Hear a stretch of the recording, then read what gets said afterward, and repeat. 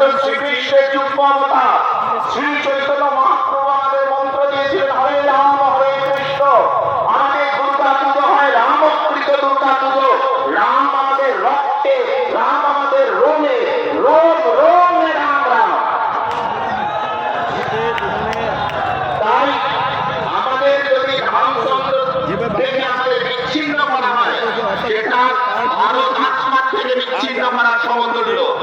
ও গায়ত্রী গঙ্গা গীতা করো, বেদ বেদান্ত উপনিষদ রামায়ণ মহাভারত, এ আমাদের সম্পদ, একে রক্ষা করতে হবে, প্রাণ দিয়েও রক্ষা করতে হবে।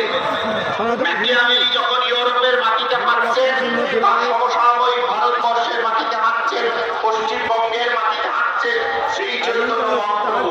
কার্ল মার্কস যখন ইউরোপের মাটিতে হাঁটছেন, আমাদের ভারতবর্ষের মাটিতে, পশ্চিমবঙ্গের মাটিতে হাঁটছেন শ্রী রামকৃষ্ণ পরমহংস। ভারত আত্মার এই বাক্য বুঝতে হবে। ইউরোপের চোখ দিয়ে ভারতবর্ষকে আমরা দেখবো না, এই মন্ত্র দীক্ষাকে আঁকে যেতে হবে। আর সকল হিন্দু সনাতন ভাইদের হতে হয় না।